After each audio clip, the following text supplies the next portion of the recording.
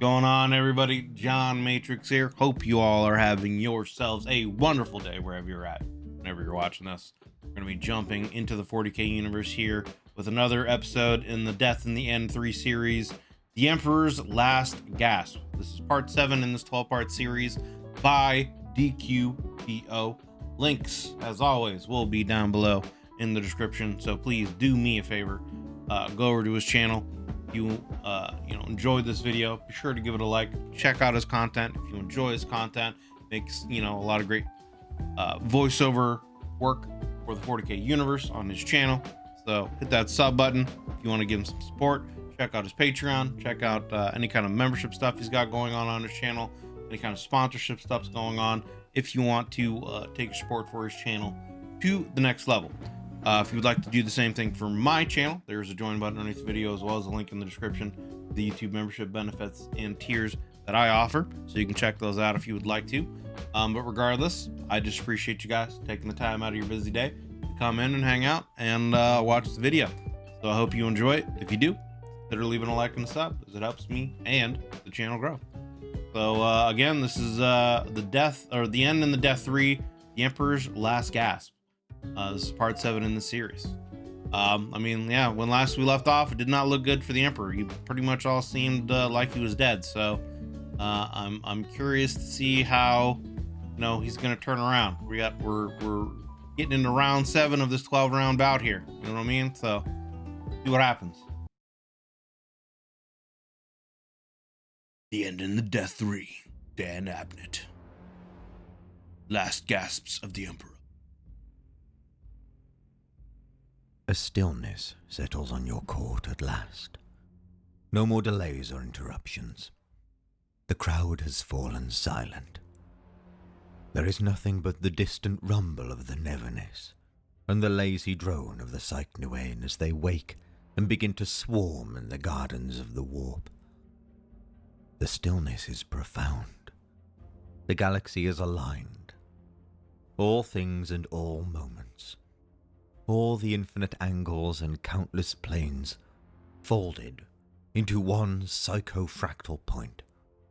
Your psychofractal point, okay. Which surrounds your flagship, which surrounds the Neverness, which surrounds the inevitable city, which surrounds your realm, which surrounds Terra, which surrounds the solar realm, which surrounds the galaxy entire. Zoom out, zoom out, zoom out, zoom out. The warp.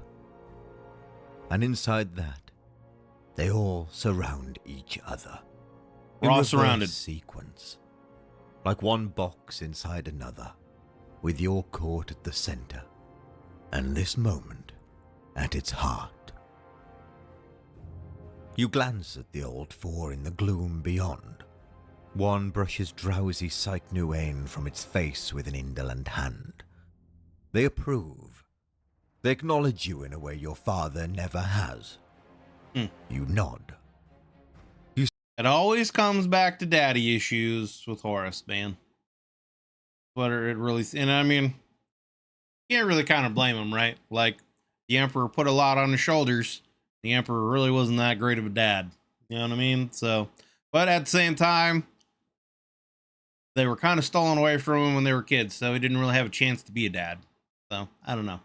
Summon bloodlight in a swirling ball, and cup it in your talon. You shape it with your mind, stretching it out into a wire of light, like a red thread, then winding it upon itself in an Ouroboros loop. You tie knots and twists to form the 8 thorny spikes. You make the shaped light glow brightly. A crown of chaos. Not as fine as yours will be, but regal enough. You turn to set it on your father's head.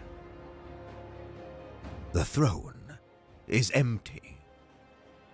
It is smeared with his blood, but it is empty. Pain shears through your ribs. You stumble and drop the crown. It bounces across the black floor with the chimes of a funerary bell and rolls to a clattering halt. Your father is behind you, on his feet. He has the third pentacle in his hand, gripped like a chakram. Its edge has just gone through you, and its points now drip with your blood as well as his. Somehow, he is wielding it with that ruined, flesh-stripped arm. It is Somehow, the Emperor has pulled a Palpatine and returned. claws it with that ruined, flesh-stripped arm. In his claws he clutches the preconsul's spear, no more than a short-handled falx to him. Your father will not give up. A little reprieve and he has regained enough strength to try yet again. He rakes the pentacle at you. You sidestep. He is slow, clumsy. Why? Why will he not just give up? Twice now you have beaten him. He must understand he cannot win. He hacks with the cold iron spikes a third time. You block them with your talon, and the pentacle, its sigillite magic entirely spent, shatters like ice. He casts the pieces aside. He circles you, swaying and unsteady. He tosses the spear into his left hand. Not quite a war sword, but it has an edge. His eyes never leave yours. Those eyes are tired. The light in them has almost gone out. There is so very little fire left. He lurches at you, a feint. As you turn out, the blade of the spear rakes into your refractors. Sparks gush. You block with your maul, but then his claws are into you on the other side. There is no lightning left in them now, but the tip of one draws blood. You swing back, talon bared. He leans out of its path, reverses and lands 3 blows with the spear that leave gouges in your vambrace. This is just melancholy. You wanted this part to be over quickly, and not dwell on the undignified necessities. But he seems determined to make the unseemly pantomime last as long as humanly possible. He wants to take the sparkle off your glory, so that the start of your reign is remembered as a scrappy, bloody business. Is this your father's final aspect, then? A revenant despoiler? Like the loathed card in the deck that refuses to be banished and contaminates the majesty of your triumph? A bitter, vengeful spirit that refuses to let go of his throne as fiercely as it rejects the compensation you offer in its place. How like him to do this. I mean, you gotta give it to the Emperor, right? Like, man's fighting to the bitter end. He's got a left arm that basically is nothing but like meat and tendon. Somehow he's still able to use it and it's still working. He's still going at it. He's still actually landing blows on Horus. But I mean, is it a situation where he can actually do something? The question that I would have, right, is like during that surprise moment he had where he stabbed him with the sigillite thing, you know, why not go for the decapitation death blow? But I guess maybe it was a situation where his refractor shields might have blocked, you know, the spear from actually being able to do anything, but the sigillite pentacle was able to penetrate through them. But still, go for the head, go for the, you know, the brain stem. I don't know. If you really want to kill him, go for the killing blow. You know what I mean? When you have that moment. But I don't know. I mean, maybe there's some other kind of reason that I'm not aware of that would prevent him from being able to do such a thing.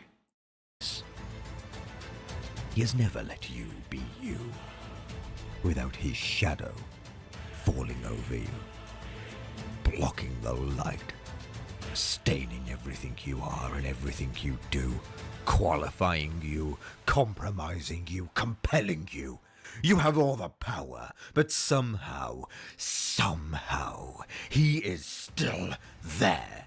Still clinging on with his bloody, broken fingernails, still deciding how things should be, ruling your life. You suppose that when a life has been as long as his, it is easy to forget how secession should work, how the old is meant to give way to the new, how the healthy cycle of renewal should play out for the good of all. He has stalled that natural cycle for 30,000 years, and the fetid stagnation of that transgression is plain for all to see. All except him. He is blind to it. He is clinging to the past and the way things have been done. But the past is a corpse. Let it go. Let it go. It's dead. Can't he see the writhing maggot mass that you will not allow to be buried? Can't he see the fresh and vital start, so long overdue, that your will alone can usher in? And it's so crazy too, like how he thinks that he's ushering, like he's so, I don't know if deluded necessarily is the right word that I'm looking for, but he thinks, he's so into this idea that he's doing the right thing, that his father's a tyrant, and that's kind of what he did in the Great Crusade was, remove tyrants from their throne so that the Imperium could be unified and thrive. And so he thinks he's doing that again, and that he's going to, under his rule, bring some kind of greatness. But he doesn't see what chaos has been doing to him. You know what I mean? He doesn't see what he's turned into. He doesn't see what all the Space Marines around him have turned into, and all the what the chaos demons, are doing. I don't know. Is it like, it makes me wonder, right? Like if Horus had achieved his goal and really like destroyed the Emperor, I mean, what would have happened, right? Like there was, that prophecy, I think, that Alfarius / Omegon saw, that, that's how things were supposed to happen, that Horus was, taken over by chaos and would defeat the Emperor, but in doing so, would eventually become free from chaos and take his revenge and actually destroy chaos, but in doing so would also destroy humanity, something along those lines. So, I mean, I don't know, but it would be interesting to see, like, when Horus gets done with this, would chaos just release him so he could see what he did and they could like have their laugh at him for doing so? Or would he be like stuck in this delusional haze and not really see the truth of everything around him, In this grisly defiance, he is mocking you, mocking your mercy, your noble victory, your admirable achievement, your legitimacy, your benevolent magnanimity. Benevolent magnanimity. He's determined to be as awkward and intractable as he can to ruin your day of days.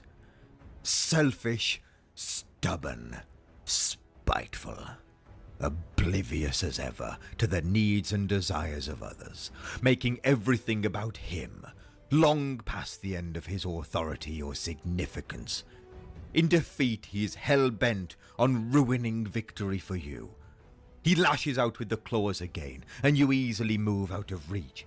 Missing you, he stumbles drunkenly to keep his balance. Those eyes, those tired, lightless eyes. Ah, you see it now. In those eyes you see the truth of it. He knows he's done. But he won't give up. He's refusing. Never give up, never surrender. This pathetic, halting effort is not simply a bid to disgrace your crowning moment. It's an attempt to goad you. He wants you to kill him. He's trying to aggravate you and provoke you into lashing out. He wants you to end him. He would rather die than accept your offer and your crown. Death is the only victory he can claim over you now. He comes at you, another pass, horribly telegraphed by the rasping breath he draws into blood-frothed lungs before he attempts it. He hasn't got the strength or will to disguise his movements or intentions. I guess another question that I have, and it may have been answered in the past in another video, but like, the Emperor's supposed to be able to heal himself, right? So why isn't he doing that now? But I think someone had mentioned that Horus's maul is able to prevent that or something like that. Some kind of I don't know if it's Horus's weapon or something like that. Um, is able to prevent that, or if it's just Horus's, like, the chaos that he's been infused with is preventing that, you know? But yeah, you'd think if he was able to, the Emperor would have been taking that time to kind of heal up and come back at it, you know? Yeah. I think what Horus says in the body as well, never surrender. I think he sees himself as the archetype of the soldier. Yeah. He flails a wild trio of attacks. Spear, claws, spear. You fend him off, but one blow lands and leaves a wound. It'll heal in seconds, but it stings. He's pushing you as hard as he can to get a reaction. He wants your wrath. He wants your cruelty, not your mercy. He really wants to die. He makes another clumsy flurry of blows. You deflect the spear, block the... You know, I also wonder, like, the Emperor's perpetual, and he potentially can just, like, I guess, resurrect from death. So is it a situation, is it known one way or the other, right? Like, if the Emperor were to ever die, and, like, is he a perpetual in the sense that he can be reborn, kind of like Vulcan? Because I know there's different types of perpetuals. I would assume that he's that way. But is it also a situation where, like, every time he dies, he gets more powerful? You know? So, like, is that also what he's trying to do here? Or is he trying to get Horus to kill him so he could be resurrected and come back even stronger? And, you know, come back to the fight and reunify everything and set up the Imperium as he wants, kind of a thing? Or, you know, I don't know. Claws turn out from the riposting spear, parry the claws as they swing back in, and then twist the blade of the spear aside. Then you hit him with the maul and lay him out on the floor. He's sprawled on his side, breathing hard. You could smell blood. Ilem, the liquid spatter of leaking years. He has dropped the spear. There he is. He's talking about leaking years again. You know, his lifetimes being spilled out instead of actual blood. He tries to rise and falls back on his elbow. Another few breaths and he tries again. His legs won't lift him. And you won't kill him. You are going to make him accept this fate. You will make him want the thing he does not want. The crown, the throne. Submission to you and you alone. Death is too easy an escape.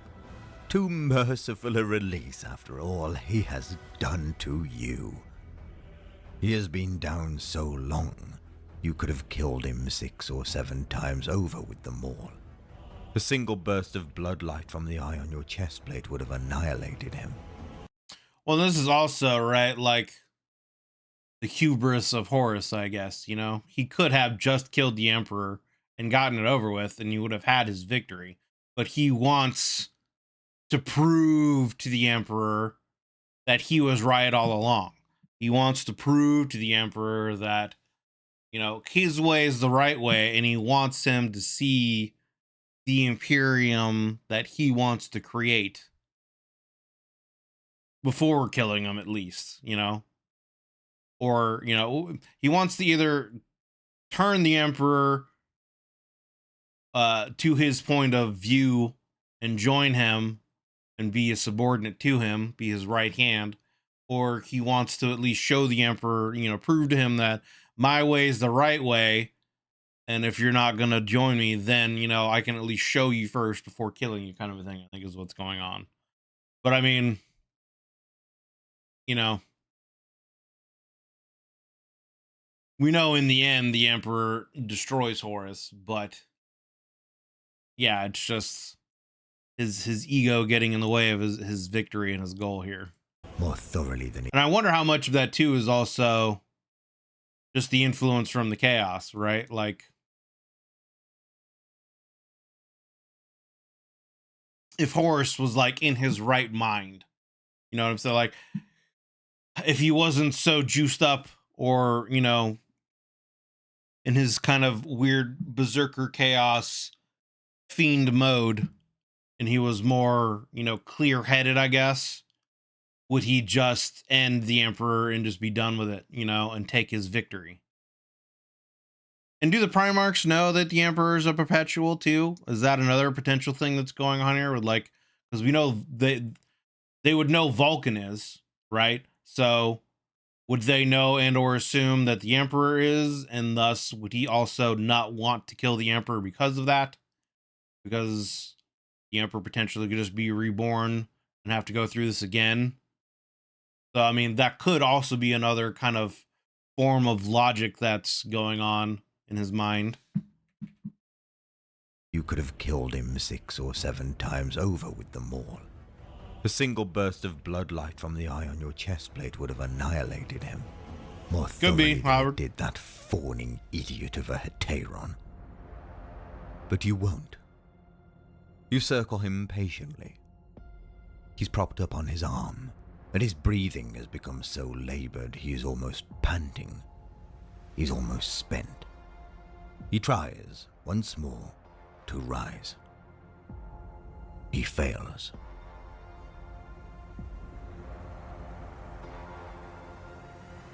Don't you understand? You ask. I could have killed you the moment you got here. I fought you because I wanted you to live. He makes no answer. Yet in the bloody tatters of his thoughts, you perceive the truth as he sees it. You didn't kill him right away, because you didn't want to. Does he really believe that? He's so deluded. You were trying to demonstrate your wisdom of authority, the qualities of grace, restraint, and compassion that will characterize your reign, and prove you to be a far finer, fairer monarch than he ever was. Power is nothing. Killing is a soldier's work, or the blunt answer of the inarticulate. Mercy and fairness are the instruments a worthy king wields. Still, his sputtering, fading thoughts insist the human part of you did not want to kill him, just as it does not want to do what the gods command. No one commands me, Father. Not anymore. That is what this damned war's been about. He sighs. He thinks that if you believe that, then you have learned nothing. He bows his head. You go to crown him. Crouch down and make to lift him back up onto the throne, where he belongs. He looks up at you. His hand comes out from under him, swinging the crown you made. The tips of its blood-like spikes stab into your face and split open your skull. Damn.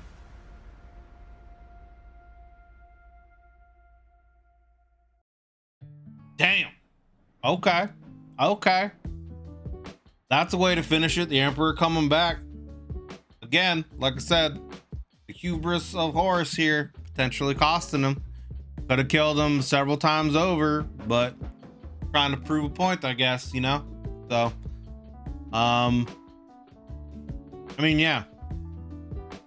In the end, it's going to be his ego and his want to try to prove the point to the Emperor that he knows what he's doing and he was right and the Emperor's wrong, and he's really just, he said it numerous times, right? He's seeking the Emperor's approval. It's daddy issues. He wants his father's approval, and he wants his father to admit that, you know, he was wrong and Horus was right, and Horus knows best, and Horus should be the one that rules everything, and, you know, that he could have a place at his side and just be, you know, a side character in Horus's merciful, magnanimous, peaceful, you know, universe and Imperium. But I mean, obviously that's not what would happen, you know? So, but I mean, hell of a way to end there. The Emperor taking the crown and busting his skull open. So I guess we're gonna see what happens, you know, moving forward next time on Dragon Ball Z. But yeah, this was the end of the Death 3 Emperor's Last Gasps. This was part 7 in this 12-part series by DQVO. Links will be down below in the description, as always, to the original video without my commentary and reaction, and to DQVO's channel. So please do me a favor, if you enjoyed this as much as I did, be sure to go over to his channel, give it a like, check out the content he's got over there. He's got a lot of great content in the 40k universe, does a lot of great, you know, voiceover, storytellings, readings, whatever you want to call it. Check out his Patreon, check out any kind of YouTube membership stuff he's got going on, any kind of sponsorship stuff he's got going on. If you want to take your support for him to the next level. If you'd like to do the same for my channel, there is a join button underneath the video, as well as a link in the description to the YouTube membership benefits and tiers that I have to offer. You can take a look at those and see if any of that would have any interest for you. But regardless, I just appreciate you taking the time to watch this video. Thank you guys very much. If you are still watching here at the very end, it means a lot that you've watched this video all the way through. I greatly appreciate all the support. If you enjoyed it, consider leaving a like and a sub. That helps me and the channel grow. Hope you're having yourselves a wonderful day, wonderful evening, wonderful night, whatever time it is, and we'll see you on the next one.